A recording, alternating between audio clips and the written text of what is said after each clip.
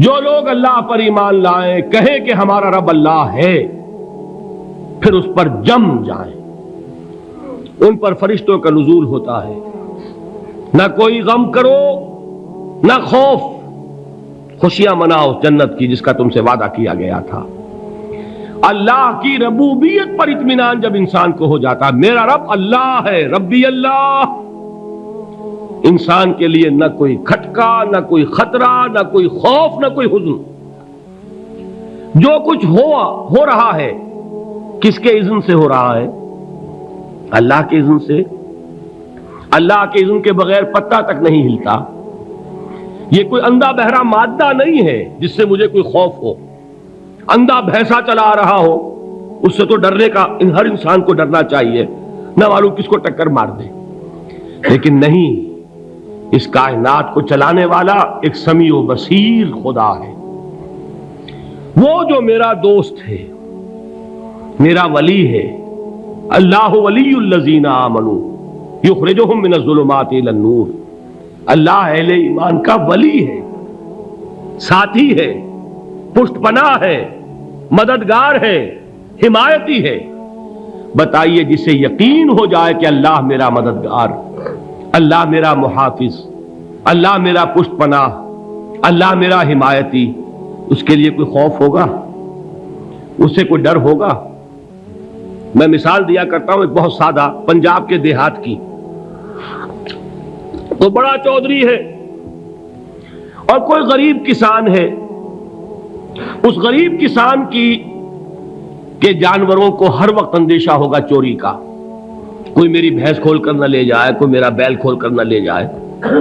لیکن جس کے بارے میں یہ سب کو معلوم ہو کہ وہ جو بڑا چودھری ہے وہ اس کا دوست ہے، اس کی بچیا کو کوئی خوف ہوگا؟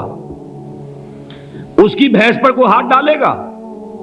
اسے کوئی اندیشہ ہوگا؟ نہیں۔ کیوں؟ کہ وہ بڑا چودھری، بڑا اس کا یہاں کا سردار، جاگیردار، سب کو معلوم ہے وہ میرا دوست ہے، کوئی میرے خلاف اقدام نہیں کر سکتا۔ اس دنیا میں یہ چھوٹی سی بات اگر آپ کے دلی اطمینان اور سکون کا باعث بن سکتی ہے تو ذرا تصور کیجئے۔ میں لفظ تصور استعمال کروں گا صرف اس لیے کہ اس کا ہم جس کو کہتے ہیں ادراک اور شعور کر نہیں سکتے، اگر کے ساتھ کر سکتے۔ اگر یقین ہو کہ اللہ میرا مددگار اور یقین ہو کہ اللہ ہر آن میرے ساتھ ہے، پھر کوئی خوف؟ کس کا خوف؟ کوئی شے اللہ سے بالاتر ہے؟ کوئی قوت اس سے زیادہ طاقتور ہے؟ کوئی اس کے ارادے کو بدلنے والا ہے؟ کوئی اس کی مشیت کے آڑے آنے والا ہے؟ یہی بات ہے جو حضور نے فرمائی۔ یہ ایمان کا حاصل ہے لب لباب، کہ دیکھو اچھی طرح اس بات کو ذہن نشین کر لو، اگر تمام انسان مل کر تمہیں کوئی نقصان پہنچانا چاہے نہیں پہنچا سکتے، مگر جو کچھ اللہ نے لکھ دیا ہو، اور تمام انسان مل کر تمہیں کوئی نفع پہنچانا چاہیں نہیں پہنچا سکتے، مگر وہ شے جو اللہ نے طے کر دی ہو۔ آپ پھر میں کہوں گا ذرا طاری کیجئے، اسے فرض کیجئے، اسے سوچئے۔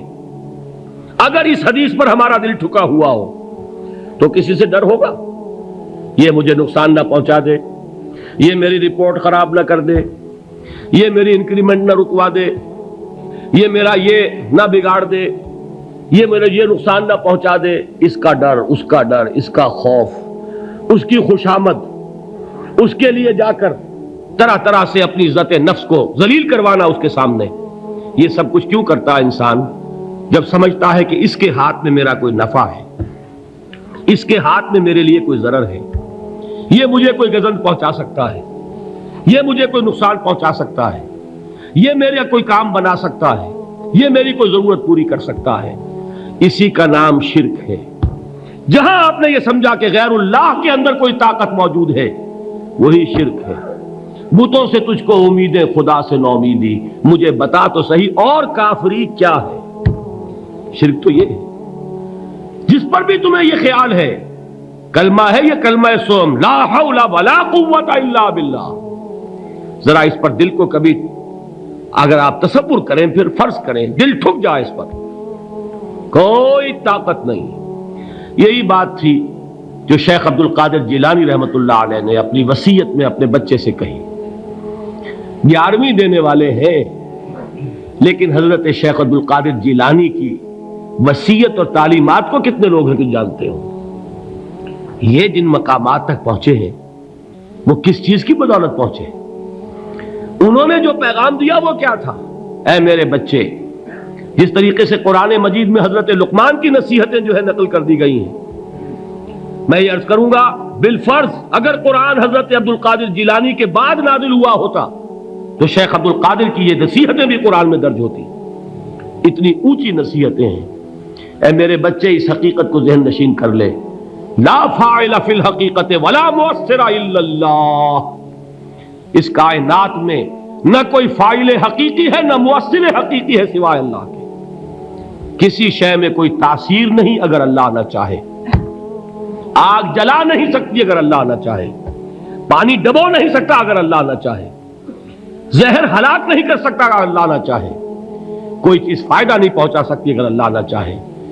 تو در در پہ کیوں سر جھکاتے ہو؟ در در پر کیوں جبیں سائی کرتے ہو؟ سب کے سامنے کیوں ہاتھ پھیلاتے ہو؟ ایک اللہ سے مانگو. ایک اللہ کے سامنے زمین پر اپنی جبین رکھو. لا فاعل فی الحقیقت ولا مؤثر الا اللہ. نظر آتا ہے ہمیں کہ پانی پیاس بجھا دیتا ہے. پیاس بجھانے کی صلاحیت پانی میں نہیں ہے، اللہ کے اذن سے. کھانا بھوک مٹا دیتا ہے. بھوک مٹانے کی صلاحیت کھانے میں نہیں ہے، اذن رب میں ہے. دیکھیے یہی یقین تھا. حضرت موسیٰ علیہ السلام کا واقعہ یاد کیجئے. سامنے سمندر آ گیا ہے. قوم دیکھتی ہے پیچھے کہ گرد و غبار کا طوفان ہے. معلوم ہوا کہ فرعون اپنے لشکر سمیت آ گیا ہے. لشکر جب چلتا تھا تیز رفتاری کے ساتھ تو گرد و غبار کا جو طوفان اٹھتا تھا اس کا تصور کیجیے. اور لمحہ بلمحہ وہ قریب آ رہا ہے. پوری قوم نے کیا کہا؟ اے موسیٰ انا لمدرکون. اے موسیٰ ہم تو پکڑے گئے. قرآن مجید نے تو یہاں وہ باتیں نہیں لکھی ہیں، لیکن تورات میں یہ درج ہے کہ بنی اسرائیل جھگڑنے لگے، دست و گریبان ہو گئے موسیٰ کے ساتھ. موسیٰ ہمیں یہاں مروایا لا کر، اس سے تو ہم ہی بہتر تھے. وہاں کھانے کو ملتا تھا، زندگی تو تھی، بیگار ہم کر رہے تھے، موت تو نہیں تھی.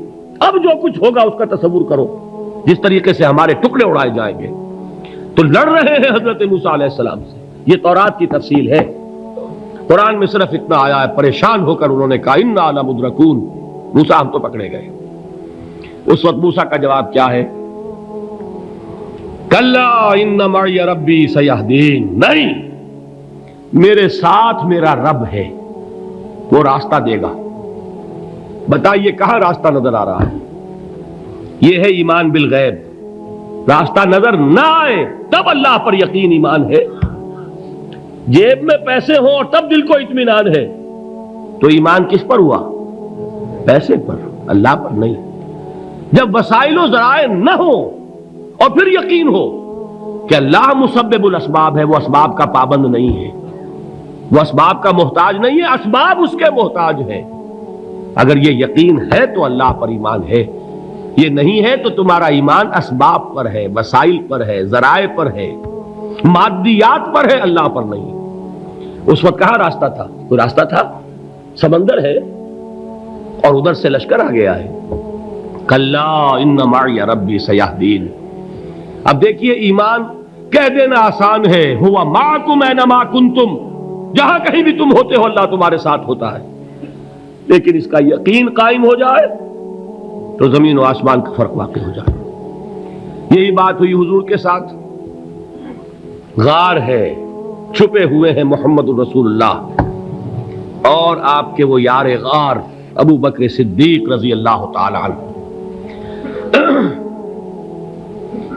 اقبال نے حضرت ابو بکر کی شان میں چند اشعار کہے صرف، لیکن واقعہ یہ ہے کہ بھاری بھاری نظموں پر اور قصیدوں پر بھاری ہے. طویل ترین نظمیں اور قصیدے ہوں ان پر بھاری ہے. ہمتیں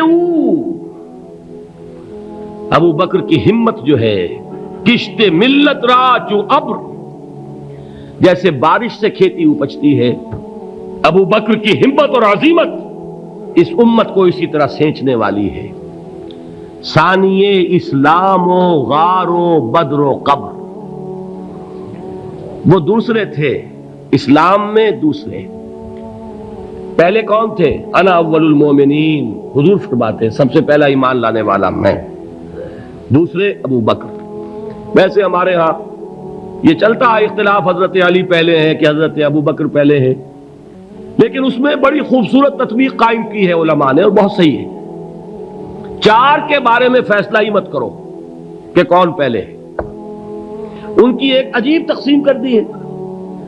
آزاد مردوں میں، بالغ مردوں میں سب سے پہلے ابو بکر، بچوں میں سب سے پہلے علی، خواتین میں سب سے پہلے خدیجہ، اور غلاموں میں سب سے پہلے زید ابن حارثہ۔ بڑی پیاری تقسیم ہے، یہ چاروں ہی پہلے ہیں، ہر ایک کے لیے اولیت ہے۔ اور واقعہ یہ ہے کہ اگر زمانی اعتبار سے تعین ہوگا تو پہلے خدیجۃ الکبریٰ آئیں گی رضی اللہ تعالی عنہ، کسی اور سے بات کرنے کی نوبت بعد میں آ سکتی ہے، پہلے تو اہلیہ محترمہ سے بات ہوئی، آتے ہی پہلی وحی ہوئی ہے، ابھی تبلیغ کا حکم نہیں تھا، کس کو بتایا واقعہ؟ ابھی اپنی نبوت کی تبلیغ کا تو حکم ہی نہیں آیا، واقعہ کس کا ہے؟ وہ خدیجہ کا ہے۔ جب کہا ہے کہ خشیت علی نفسی، مجھے اپنی جان کا اندیشہ ہے، تو کیا جواب دیا خدیجہ نے رضی اللہ تعالی عنہا؟ وہ صدیقۃ الکبریٰ ہے، صدیقات جو ہے خواتین ان میں چوٹی پر خدیجۃ الکبریٰ ہے رضی اللہ تعالی عنہا، اور صدیق جو مرد ہیں ان میں صدیق اکبر ہے ابو بکر صدیق رضی اللہ تعالی عنہ، لیکن صدیقات میں چوٹی پر۔ جب حضور نے فرمایا خشیت علی نفسی، کیا فرمایا؟ کیا عرض کیا؟ کیسے تسلی دی؟ نہیں نہیں، اللہ آپ کو ضائع نہیں کرے گا، آپ غریبوں کے ہمدرد ہیں، آپ مساکین کے تکالیف رفع کرنے والے ہیں، آپ بیواؤں کی سرپرستی کرتے ہیں، آپ مسافروں کی خدمت کرتے ہیں، اللہ آپ کو ضائع نہیں کرے گا۔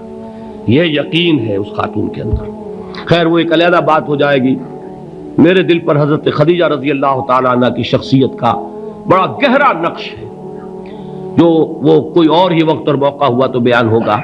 بہرحال اقبال نے ایک مصرے میں جو چار اولیتیں جمع کر دی ہیں، ہمت او کشت امت را چو ابر، ثانی اسلام و غار و بدر و قبر۔ اسلام میں حضور کے بعد پہلے کون؟ ابو بکر۔ غار میں حضور کے ساتھ کون؟ ابو بکر۔ بدر کی رات اللہ کا رسول سر بسجود، وہ جھاڑ، وہ گھاس پھوس کی جو جھوپڑی بنائی گئی تھی، اور وہاں تلوار ننگی لے کر پہرا دینے والا کون؟ ابو بکر۔ اور اس حجرہ عائشہ میں محمد کے بعد سب سے پہلے دفن ہونے والا کون؟ ابو بکر رضی اللہ تعالی عنہ صلی اللہ علیہ وسلم۔ وہ جو معاملہ میں سنا رہا تھا غار ثور کا، حضرت ابو بکر بھی حضور کے خیال سے لرز گئے ہیں۔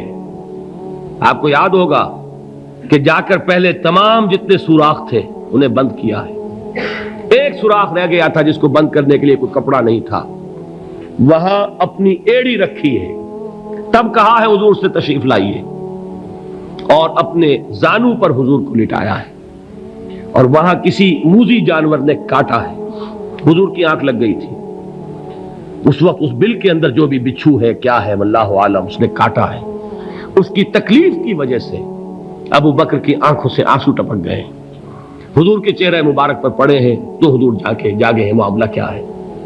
ایڑی نہیں ہٹائی وہاں سے، مبادا وہ جانور وہاں سے نکل کر محمد الرسول اللہ کو کوئی گزن پہنچا دے، ابو بکر کی ایڑی ہے، جس طرح چاہے کھا لے، ختم کر دے، جان نکل جائے تب کوئی آنچ آئے محمد پر تو آئے، لیکن جیتے جی نہیں۔ وہ ہے ابو بکر حضور کے خیال سے۔ اس وقت حضور نے پھر اپنا لعاب دہن لگایا ہے، اور اس سے پھر آپ کی تکلیف ختم ہوئی۔ جیسے خیبر میں حضرت علی کی آنکھ دکھ رہی تھی، اس کو جو شفا حاصل ہوئی ہے وہ بھی حضور کے لعاب دہن سے ہوئی۔ تو بہرحال اس وقت انہوں نے کہا ہے کہ اے نبی یا رسول اللہ، اگر اس وقت ان میں سے کسی نے غیر ارادی طور پر بھی اپنے قدموں کی طرف جھانک لیا تو پکڑے جائیں گے۔ کیا جواب تھا اللہ کے رسول کا؟ لا تحزن ان اللہ معنا، اللہ ہمارے ساتھ ہے، کیوں گھبراتے ہو ابو بکر؟ یہ ہے ایمان باللہ، میرا مالک اللہ، میرا رازق اللہ، میرا محافظ اللہ، میرا مددگار اللہ، میرا پشت پناہ اللہ، میرا دوست اللہ۔ یہ دوستی ہے اللہ کی جو لب لباب ہے، حاصل ہے ایمان کا، اسی کا نام ولایت ہے۔ اولیاء اللہ کے سروں پر سینگ نہیں ہوتے، جس کے دل میں ایمان راسخ ہو چکا ہو وہی اللہ کا ولی ہے، جسے اللہ پر یقین ہو چکا ہے وہی اللہ کا ولی ہے، جسے یقین ہے اللہ میرے ساتھ ہے، میرا مددگار، میرا پشت پناہ، میرا ساتھی، میرا دوست، میرا محبوب، میرا محب۔ اللہ اہل ایمان سے محبت کرتا ہے۔ واللہ یحب الصادقین، ان اللہ یحب الذین یقاتلون فی سبیلہ صفا کانہم بنیان مرصوص۔ اللہ محبت کرنے والا، اہل ایمان محبوب، اور اہل ایمان محبت کرنے والے اللہ محبوب۔ والذین آمنوا اشد حبا للہ۔ آپ تصور کیجئے جسے یہ رشتہ ایمان یا رشتہ ولایت حاصل ہو جائے، الا ان اولیاء اللہ لا